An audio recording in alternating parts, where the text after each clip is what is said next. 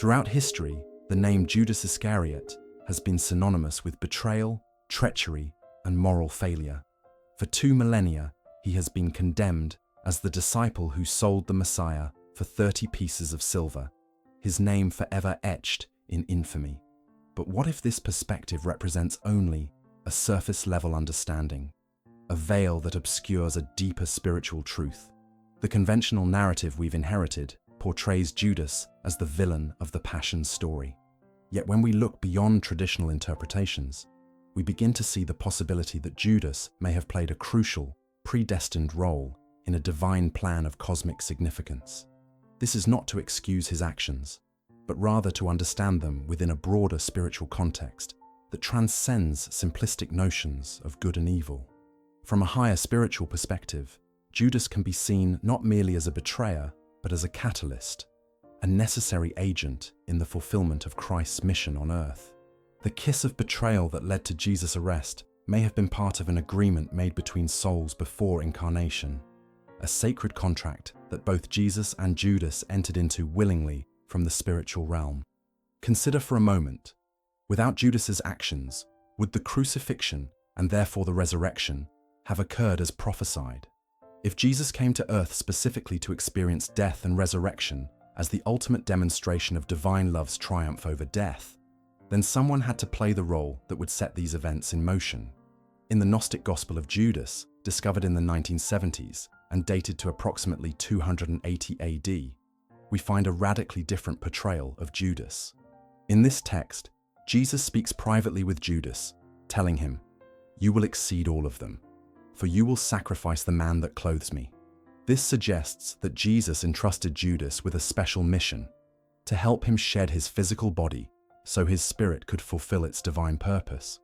Cayce, in his psychic readings, offered profound insights that align with this perspective. He suggested that Judas's role was predetermined as part of a larger cosmic drama, not as an evil figure, but as a soul who agreed to play a difficult but necessary part in humanity's spiritual evolution. The truth about Judas challenges us to transcend dualistic thinking. In the highest spiritual understanding, there are no villains or heroes, only souls playing different roles in the grand tapestry of cosmic evolution.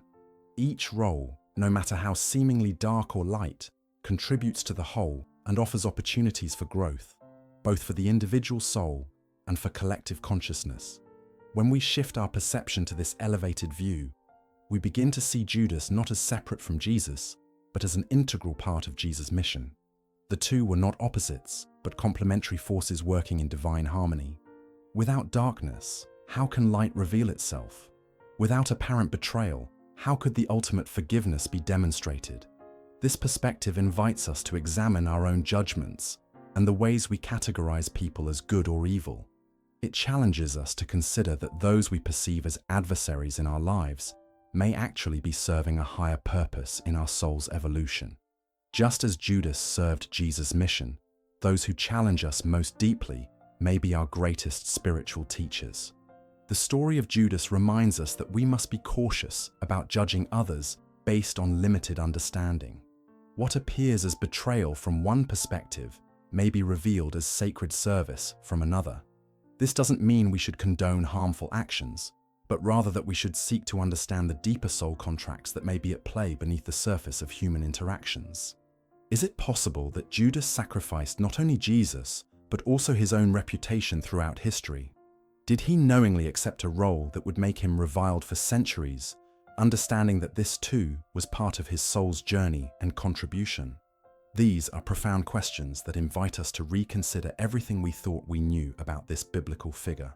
As we open ourselves to these possibilities, we begin to glimpse the profound spiritual wisdom embedded in this ancient story, wisdom that has been hidden from mainstream understanding for 2 millennia.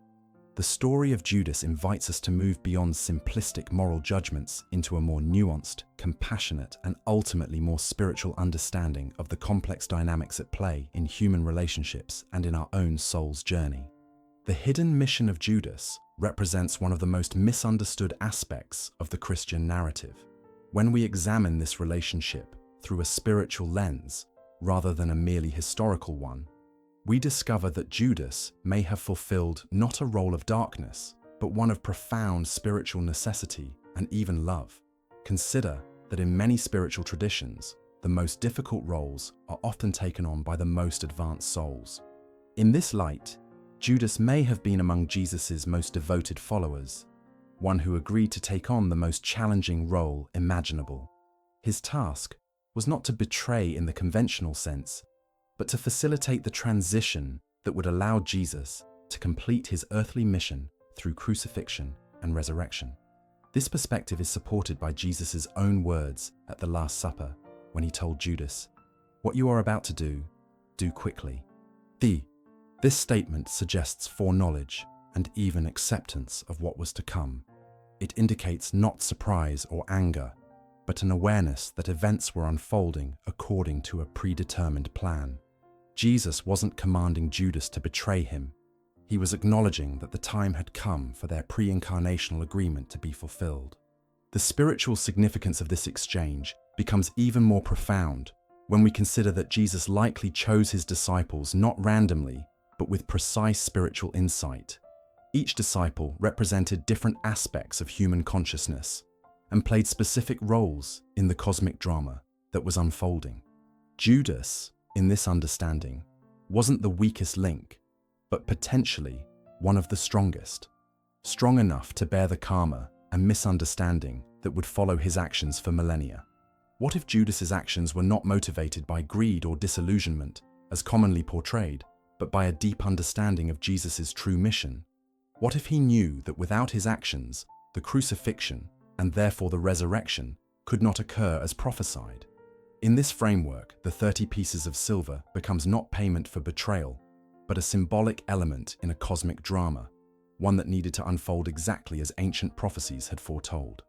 The Gospel of Judas presents a radically different narrative than the canonical Gospels. In it, Jesus tells Judas, "You will be cursed by the other generations, and you will come to rule over them." This cryptic statement suggests that Judas would bear the burden of being misunderstood throughout history, but that there would eventually be a reversal of understanding, a time when his true role would be recognized and honored. This aligns with what spiritual teachers have long understood, that often the greatest light bearers appear in disguise, sometimes taking on roles that seem contrary to their true nature. In spiritual evolution, appearances are frequently deceptive, and what seems like betrayal from a human perspective may be the highest service from a cosmic one.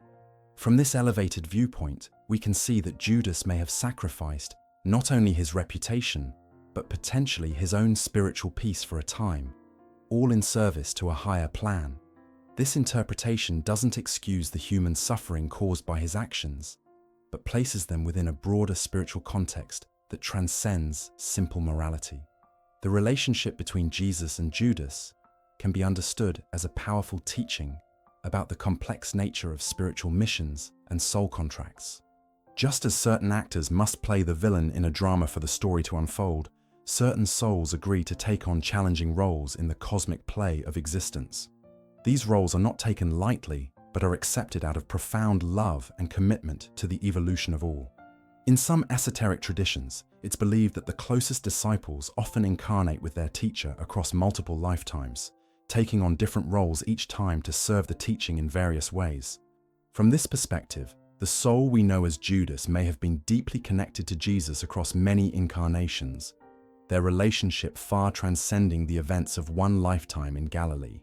The indispensable role of Judas forces us to reconsider our understanding of spiritual service. True service sometimes requires actions that appear contradictory to conventional morality, but align with higher spiritual laws. This doesn't mean we should use this as justification for harmful actions in our own lives, but rather that we should cultivate humility when judging the actions of others, recognizing that we rarely see the full picture of any soul's journey. Ultimately, the hidden mission of Judas teaches us about the mystery of divine purpose. What appears as the darkest moment, the betrayal in the garden, becomes, in the fullness of time, an essential component of humanity's greatest spiritual revelation, that love transcends death, that forgiveness overcomes betrayal, and that resurrection follows crucifixion. Without Judas fulfilling his difficult role, this supreme teaching might never have been fully demonstrated. This deeper understanding of Judas's mission doesn't diminish Jesus' suffering or the reality of human choice. Rather, it illuminates the profound interconnectedness of all souls in the grand tapestry of spiritual evolution, where even apparent opposition serves the ultimate unfolding of divine consciousness in human experience. For 2 millennia, the traditional portrayal of Judas has served as a powerful narrative tool for the established church. By casting Judas as the ultimate betrayer, religious authorities created a stark moral dichotomy that simplified complex spiritual truths into more manageable teachings about good and evil. But why has this perspective been so rigorously maintained? And what deeper truths might it conceal? The suppression of Judas's spiritual role wasn't merely coincidental. It served specific theological and institutional purposes. A more nuanced understanding of Judas would necessarily lead to questions about predestination, divine will, and the nature of apparent evil. These questions could potentially undermine the authority structures that religious institutions had carefully built. If Judas was fulfilling a divine mission rather than succumbing to darkness, then the clear boundaries between good and evil, salvation and damnation, become significantly blurred. The Gnostic texts that presented alternative views of Judas were systematically excluded from the canonical scriptures precisely because they presented a more complex spiritual cosmology, one in which apparent betrayal could be an act of higher service, and where conventional morality was transcended by deeper spiritual laws. These nuanced perspectives threatened the more straightforward narrative needed to establish clear moral guidelines for a growing religious movement. What we now know is that early Christianity contained numerous streams of thought, many of which embraced paradox and mystical understanding that went far beyond simple moral teachings. These esoteric currents recognized that the Christ story operated simultaneously on multiple levels: historical, psychological, and cosmic. The role of Judas in this multidimensional understanding was far more significant than mere villain. According to spiritual understanding, souls continue their evolution after physical death, learning from each incarnation's experiences and choices.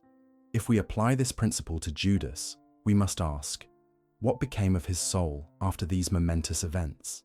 Some spiritual teachings suggest that souls who take on particularly difficult roles for the greater good often experience accelerated evolution as a result of their sacrifice. Cayce's readings offer a profound perspective on this question. Through his trance states, he suggested that the soul of Judas did not end in despair, but continued its journey through subsequent incarnations, working through the karma of his actions while also receiving spiritual credit for fulfilling a necessary role in the divine plan. This understanding presents Judas not as eternally damned, but as a soul continuing its evolution, perhaps even with special dispensation for the burden it agreed to bear. This perspective aligns with the highest spiritual teaching that no soul is ever lost or beyond redemption. If divine love is truly infinite, then even Judas, especially Judas, would be embraced within that love, his full soul story understood from a perspective beyond human judgment. The apparent betrayal becomes merely one chapter in an ongoing soul narrative that stretches across the vastness of spiritual evolution. When we examine the Judas story through the lens of archetypal patterns, we see connections to ancient spiritual motifs that appear across cultures. The figure who appears to be an enemy but serves as a catalyst for transformation is a recurring spiritual archetype. In Hindu traditions, we find seemingly destructive deities who actually serve the highest good through their actions. In Native American spiritual stories, the trickster figure often initiates necessary change through apparently disruptive actions. These archetypal patterns suggest that the Judas role is not unique to Christianity, but represents a universal spiritual principle, that transformation often requires catalysts that appear negative from a limited perspective, but serve divine purpose when viewed from higher consciousness. What appears as betrayal on the human plane may be recognized as sacred service on the soul level. The question of whether Judas acted through free will or divine predestination represents one of the most profound spiritual paradoxes in this story. From the highest spiritual understanding, this apparent dichotomy dissolves. Soul choices made before incarnation interact with human free will in ways that transcend our conventional understanding of choice. and destiny. Judas likely chose his role before incarnation out of love and service, then experienced the human drama of choice within that larger soul agreement. This doesn't eliminate his human responsibility, but places it within a cosmic context where apparent opposites, free will and predestination, exist simultaneously in a higher synthesis that the human mind struggles to comprehend. The spiritual significance of Judas for humanity today lies in what his story teaches us about judgment, forgiveness, and the complex nature of spiritual evolution.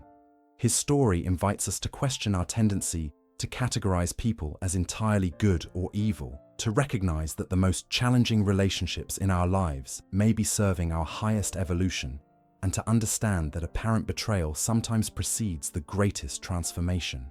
When we fully embrace this deeper understanding of Judas, we open ourselves to a more compassionate view of human relationships and spiritual growth. We begin to see that those who challenge us most deeply may be serving our evolution in ways we cannot comprehend from our limited perspective.